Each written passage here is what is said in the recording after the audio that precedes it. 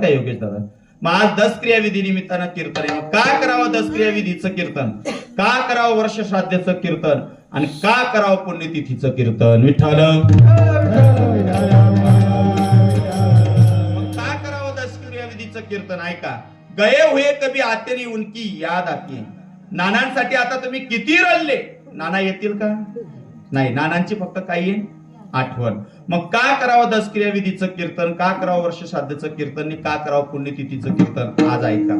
तुमच्या गावात 9 वर्षानंतर येतोय मी, म्हणून नवीनच सांगणार आहे बरं का. इकडे लक्ष द्या.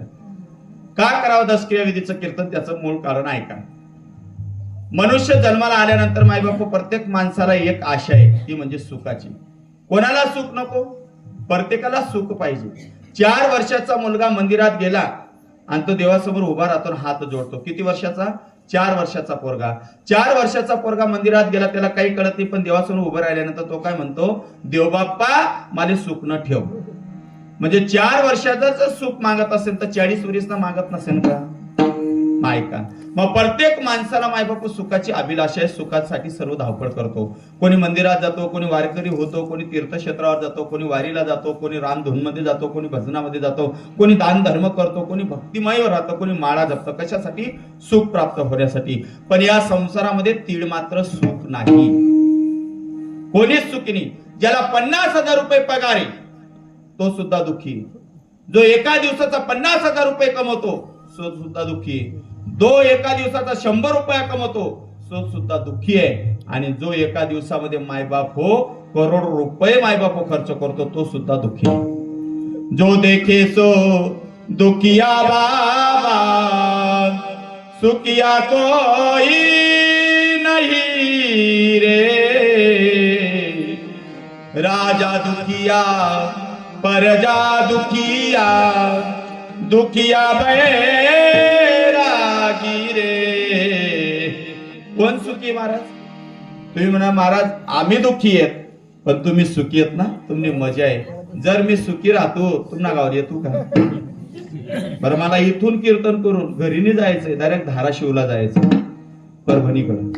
उद्या माझं तिकडं कीर्तन बरं का. मी आहे का सुखी? मग सर्वजण सुख आहे. मग सुख शोधण्यासाठी हा जीव धावपळ करतो आणि कोणत्या तरी देवी देवताला मानतो. प्रत्येक जीव ज्याचा ज्याचा श्रद्धा ज्या देवावर असेल, ज्या गुरुवर असेल, मानतो आपल्या भाषेत. पण संसाराचा राडगाळा करता करता मायबापू एके दिवशी याचा मृत्यू येतो. जसा नानांचा मृत्यू झाला. प्रत्येकाचा एके दिवशी मृत्यू होतो. मृत्यू झाल्यानंतर ऐका, प्रत्येक भाऊबंदकीमध्ये सुतक पडतं. काशी गेले तर 13 दिवसापर्यंत आणि नाही काशी गेले तर 10 दिवसापर्यंत. ऐका बरं का. मग सुतक कोणाकोणाला पडतं? 10 दिवसापर्यंत म्हणजे 10 क्रियाविधी होते तोपर्यंत भाऊबंदकीला सुतक. पण सुतकाचे नियम सांगतो.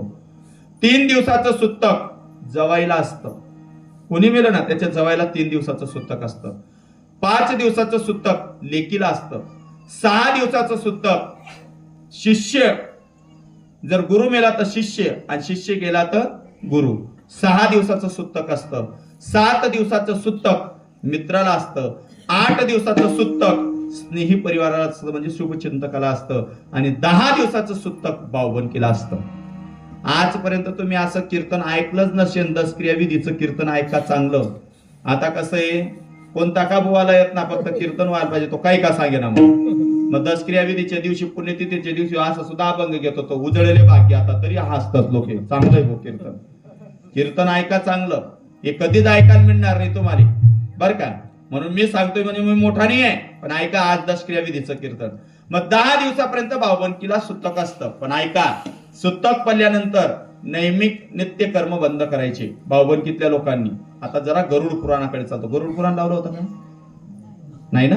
मग आता ऐका, 10 दिवसाच्या सुतक पर्यंत भाऊबंदकीमध्ये सुतक पडलं तर महिला मंडळ कपाळाला टिकली लावू नये बरं का. बऱ्याच माय मावल्या जर गावले निघण्यात बस स्टँडवर टिकली लागली तर थांबले कोण देखत. तर चांगला मुद्दा ऐका.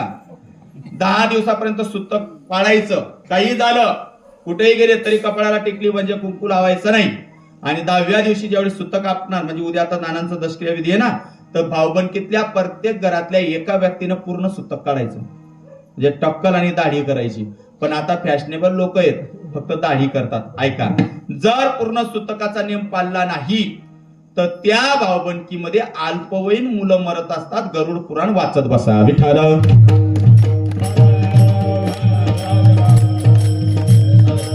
आई बगल पुराण सांगत नाही. भावबंदकीमध्ये सुतक पडलं, सुतक पाडत नाही, म्हणून आजकाल पोरांचे लग्न होत नाही. हे लिहून देतो तुम्हाला. आणि कुठे ते सुद्धा सांगतोय, घरी जाऊन पाहावे पुराणी विचारून गरुड पुराण वाचत बसा. चला ऐका.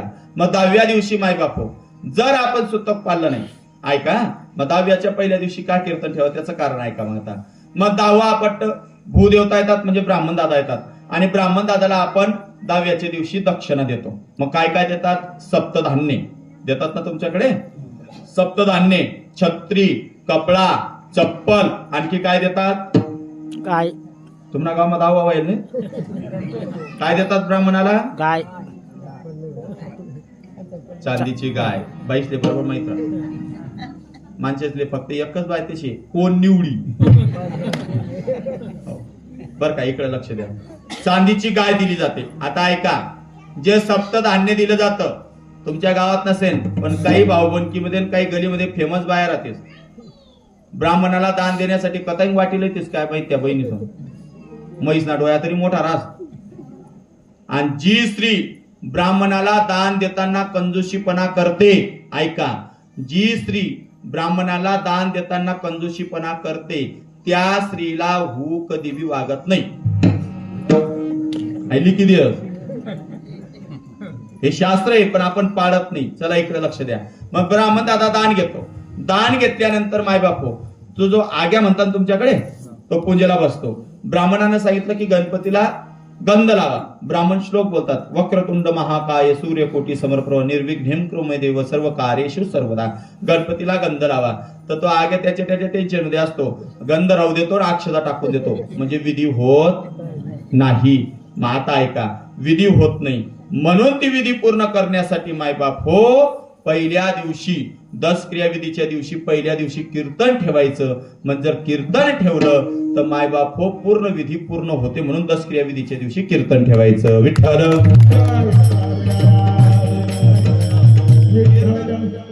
कीर्तन म्हणजे हे जे सांगतोय हे चिंतन आहे. कीर्तन म्हणजे पहिला कीर्तनाला उभा राहिल्यानंतर जो श्लोक बोलला जातो, आणि तो श्लोक जर ज्या ठिकाणी बोलला जातो आणि त्या श्लोकाचा आवाज पूर्ण वातावरणामध्ये फिरतो, तर तेवढं वातावरण पवित्र होतं. मग ब्राह्मण दादा एक श्लोक बोलता की नाही, ऐका, त्याच्यासाठी 10 क्रियाविधीचं कीर्तन ठेवायचं. आता दुसरी गोष्ट ऐका, आपण जी चांदीची गाय देतो ती का देतो? ब्राह्मणाला चांदीची गाय द्यायचीच नाही. काय म्हणतोय मी? ब्राह्मणाला चांदीची गाय द्यायचीच नाही, ब्राह्मणाला जिवंत गाय द्यायची. आणि जो ब्राह्मण जिवंत गाय लेवानी समजे लेवानावर डुप्लिकेट ब्राह्मणची. पण ऐका, तुम्ही जिवंत गाय देऊ शकतस, तुम्हाला दारशे बकऱ्या राहण्यात नाही. आज बी जर महाराज युद्ध खेळायला जर हिंदू बाहेर पळाला ना, तर आपला हिंदूसना घरमा रूम ना सुद्धा राहील नाही. मुसलमानास नगर कोयता शेतात जागे वा हिंदू जागे वा. निस्ता येमल पुड्या मार रम्मान नका हो. विठ्ठल विठ्ठल. ऐका, जी चांदीची गाय देतात ना आपण जिवंत गाय देऊ शकत नाही. ऐका, चांदीची गाय का दिली जाते? यानं जे जीवनभर कोणत्या देवी देवताला मानता मानलेली असते, तो जीव गेलेला आहे, त्याच्या नावानं चांदीची गाय देतो ना आपण. मग त्या चांदीच्या गायमध्ये म्हणजे गायमध्ये 36 कोटी देवतांचा वास आहे. किती? 36 कोटी देवतांचा वास. म्हणून ऐका महिला मंडळ, आपल्या दारासमोर जर गाय आली तर तुम्ही फार भाग्यवान आहेत. 36 कोटी देवता तुमच्या दारासमोर उभे राहतात. म्हणून गायला घास खाऊ घालायचा. गायला शिडी भाकर शिडी खिचडी खाऊ घालायची नाही. जर शिडी भाकर शिडी खिचडी खाऊ घातली तर पितृदोष घरात तयार होतात. विठ्ठल.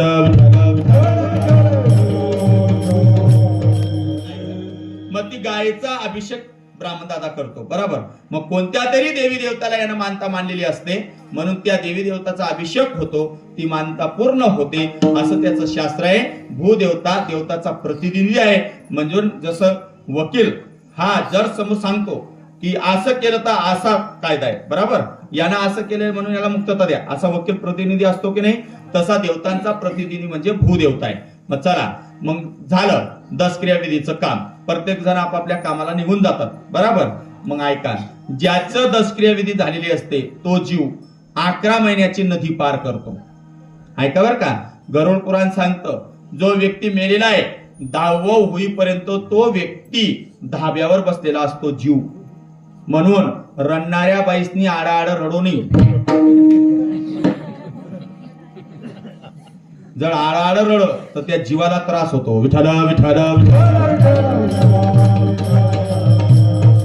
हे मी नाही सांगत, गरुड पुराण सांगते. गरुड पुराण वाचत बसा. मी माझं बगलचं पुराण काहीच सांगणार नाही मायबाप तुम्हाला. चला इकडे लक्ष द्या. मग 11 महिन्याचा पर्यंत या जीवाचा प्रवास सुरू होतो, जो जीव गेलेला आहे तो, बरं का. मग 11 महिन्यापर्यंत एक एक नदी याला पार करावी लागते. ती नदी स्वच्छ नाही, किडे, दुर्गंधी, माऊस अशी घाण नदी असते आणि त्या घाण नदीतून हा जीव एक एक महिन्यापर्यंत प्रवास करतो. 11 महिन्यापर्यंत 1 महिन्याची एक नदी. मग ऐका, मग ती नदी पार करण्यासाठी आपण जे ब्राह्मणाला दान दिलेलं असतं, छत्री, चप्पल, कपडा, धान्य, त्याचं स्वरूप त्या ठिकाणी ती नाव तयार होते. म्हणून ब्राह्मणाला जास्त दान द्यायचं, बरं का. ब्राह्मणाला नाही दिलं तर कीर्तनकारला बी दिलं तरी चालेल. हो, इकडे लक्ष द्या. ती नाव तयार होते आणि नावेत हा जीव बसतो, बरं का. जीव बसल्यानंतर ती नाव 2 जण हाकलतात. तुम्ही गीत ऐकलं असेल, डगमग डोले माझे पाण्यावर नाव रे, पंढरीचा पांडुरंगा बेगे बेगे दाव रे, बेगे बेगे दाव रे. मग ती नाव 1 महिन्यापर्यंत ती नदी पार करते. ऐका, नाव किनाऱ्याला लागली की यमदूती भाडं मागतो आणि देवदूती भाडं मागतो. मग ज्यावेळेस या जीवाकडून ते भाडं मागतात, तो जीव कोणाकडे बोट दाखवतो? घराकडे, पित्रांकडे, म्हणजे जे त्याचे परिवार आहेत त्याच्याकडे. त्या पित्रांकडून भाडं घ्या. मग तुम्ही भाडं कसं पोस्त करणार? पोस्त करतो आपण भाडं.